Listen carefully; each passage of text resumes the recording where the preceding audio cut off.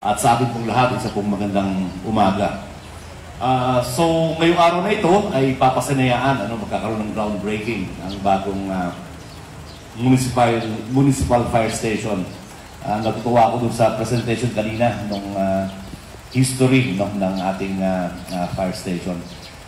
Maidagdag ko lang po, bagamat nagkaroon ng deed of donation for the 125 square meter lot dun sa Inverga Street, yung area pong medyo nagkaroon ng question on that donation dahil yung 125 square meter na yon ay bahagi ng 1 hektaryang donasyon bilang palengke. So, nagkakaroon ng question na the intention of the original donation, which is maging palengke, ay nawala. Therefore, kung merong magpupursu legally, pwedeng bawiin nung nag-donate. Dahil yung original intention of donation ay nabaliwala. Nagamit bilang fire station, yung dapat ay naging palengke. Luckily, walang nagpupursu. Pero we have to be proactive. Hindi natin malaman, baka yung mga susunod na generations maungkat yan. Kailangan natin maganda. Bukod pa doon, yung 125 square meters ay hindi sapat para sa pangangailangan ng bayan ng Tagkawayan. Lalo na at nakikita naman natin na patuloy na umuunlad ang ating bayan at lumalaki ang populasyon, lumalaki ang ating urban areas.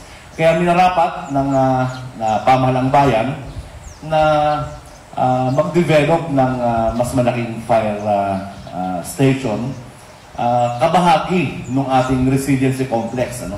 So mapapansin nyo naman, meron tayong sa taas, siguro kung makakapasya kayo, malapit nang matapos yung ating 50 million peso multipurpose evacuation center from PAGCOR. It is due for inauguration na po this month. Andun din yung ating super health center na bagong gawa. Kalapit natin yung ating bagong renationalized regional hospital dito lang sa may una-unahan. So it's more fitting na yung bagong fire station natin dito na sa ating resiliency complex. Although hindi natin bibitawan yung ating fire station sa may palengke, ang nakikita kong magandang arrangement dito yung ating main station, parang substation doon. Pero dapat may maiwan pa rin maliit na fire truck. Yung para doon sa lugar, para sa gitna ng bayan, para madaling makaresponde. While andito, yung ating main fire truck, sana nga, sabi ni Nats kanina, sana madagdagan. So ang ideal ay may mini fire truck doon, may malaking fire trucks dito. At dahil sa modernization bill, proposed modernization bill na approve na yata ng Bureau of Fire Protection, hindi lamang sunog ang responsibilidad ng Bureau of Fire, pati emergency response. Mukhang itutulad natin sa 911 ng Amerika na lahat ng emergencies ay sa fire station pumapatak. So, magiging strategic itong lugar na ito. Alam naman natin, ang Tagkawayan, nabanggit na rin ni Nats kanina, ay nasa gitna ng Quirino Highway, na madalas ang aksidente. So, ang responde, kung andito ang fire station natin, ay magiging mabilis, both sa fire incidents at sa vehicular accidents. Ginawa natin mas malaki yung lugar. Initially from 1,000 square meters, ginawa natin 1,500 square meters. Dahil gusto nating una, maging handa for the future para meron tayong room for expansion. At pangalawa nga, para naman makapaggawa tayo ng iba pang facilities para sa ating mga firemen. Mas maganda kung mas malaking lugar, magkaroon tayo ng area for sa mga pangangailangan ng ating mga firemen.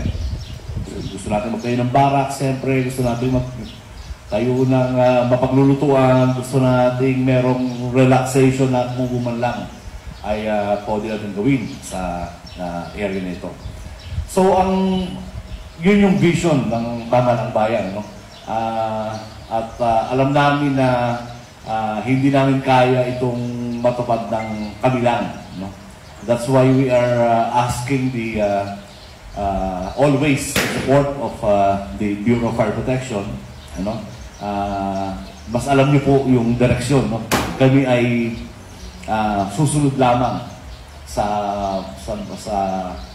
inyong direction. Pero asahan niyo po na the LGU under my leadership will continue to support the improvement and development of our Bureau of Fire Protection capabilities. At isa naman po lamang yung ating layunin. Ano po? Ang aming theme sa Tagkawayan po ay matatag, marangal at magiliw na bayan ng Tagkawayan. Kapag para tayo maging matatag, kailangan natin maging palaging ligtas. So yun lamang po, magandang umaga po. Maraming salamat sa inyong lahat.